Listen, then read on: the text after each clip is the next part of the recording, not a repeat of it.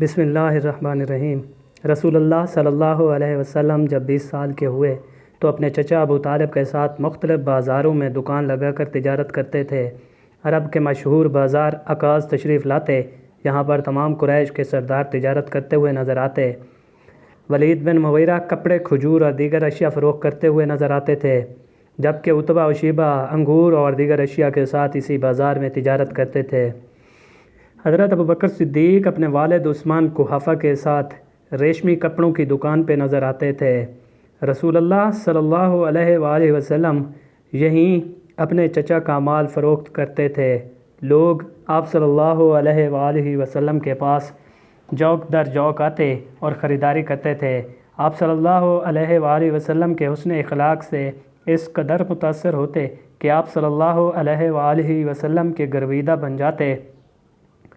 عتبہ یہ سب دیکھ رہا تھا اور اس بات پر حیران تھا کہ سب سے کمزور تاجر ابو طالب ہیں، جبکہ اس کے باوجود لوگ ان کی دکان پر خریداری کرنے جاتے ہیں۔ باقی قریش کے تاجروں کے پاس اکا دکا لوگ نظر آتے ہیں۔ آخر کیا وجہ ہے کہ محمد صلی اللہ علیہ وآلہ وسلم کے پاس لوگ زیادہ آتے ہیں؟ آج یہ راز جان کر ہی رہوں گا۔ جب آپ صلی اللہ علیہ وآلہ وسلم دکان بند کر کے روانہ ہوئے تو عتبہ دبے پاؤں آپ صلی اللہ علیہ وآلہ وسلم کے پیچھے چلنے لگا۔ آپ صلی اللہ علیہ وآلہ وسلم کے دائیں ہاتھ مبارک میں اناج وغیرہ تھا، جبکہ بائیں ہاتھ میں اشرفیوں اور دینار وغیرہ کی تھیلیاں تھیں۔ آپ صلی اللہ علیہ وآلہ وسلم کچھ دور ایک بستی میں داخل ہوئے۔ وہاں ایک گھر کے باہر کھڑے ہو کر دستک دی۔ اندر سے ایک بوڑھیا باہر آئیں، اس کے ساتھ بچے بھی تھے۔ آپ صلی اللہ علیہ وسلم نے بوڑھیا کو اناج دیا اور ایک تھیلا ان کے طرف بڑھا دیا۔ آپ صلی اللہ علیہ وسلم نے بچوں کے سر پر شفقت کا ہاتھ پھیر کر آگے بڑھ گئے۔ عتبہ نے جب غور سے دیکھا تو وہ بوڑھیا قیس کی والدہ تھیں، جو حرب فجار میں قتل ہو گیا تھا۔ قیس کے بچوں کی دیکھ بھال اس کی بوڑھی ماں کر رہی تھی۔ عتبہ آپ صلی اللہ علیہ وسلم سے بچتے بچاتے ہوئے بدستور آپ علیہ السلام کا پیچھا کر رہا تھا۔ آپ صلی اللہ علیہ وسلم چلتے چلتے ایک گلی میں داخل ہوئے، ایک گھر کے دروازے پہ دستک دی۔ اندر سے ایک معذور بوڑھا شخص نکلا۔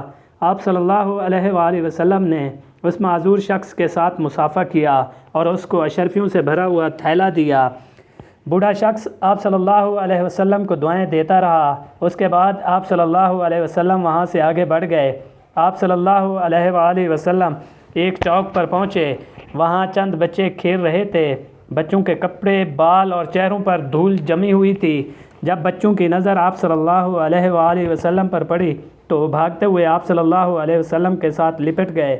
کوئی آپ صلی اللہ علیہ وسلم کے ہاتھ مبارک سے لپٹا تو کوئی آپ صلی اللہ علیہ وسلم کے پیروں سے۔ آپ صلی اللہ علیہ وسلم ان بچوں کے ساتھ گل مل کر وہیں بیٹھ گئے اور سب کے ساتھ ہنسی مذاق کرنے لگے اور ان کے چہروں پر تھپ تھپاتے، ان کے سروں سے بوسہ لیتے۔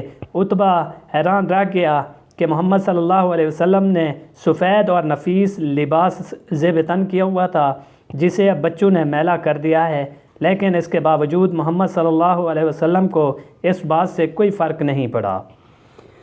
آپ صلی اللہ علیہ وآلہ وسلم نے ہر بچے کو ایک اشرفی کا تھیلا دیا۔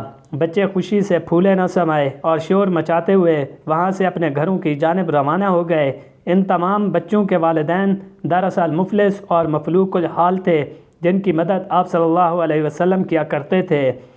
عتبہ نے کہا، تو محمد صلی اللہ علیہ وسلم اپنا مال ان غریبوں میں لٹاتا پھر رہا ہے، اپنی کمائی کو ان لوگوں پر خرچ کر رہا ہے۔ ابو طالب کا بھتیجا دولت کی قدر نہیں جانتا، وہ اپنی دولت کو بے دریغ سنگریزوں کی طرح لٹا رہا ہے، بیواؤں، مساکین اور یتیموں پہ خرچ کر رہا ہے۔ اگر وہ یہ سب نہ کرتا تو بلا شبہ اس نوجوانی میں ہی وہ مکہ کا سب سے مالدار آدمی ہوتا۔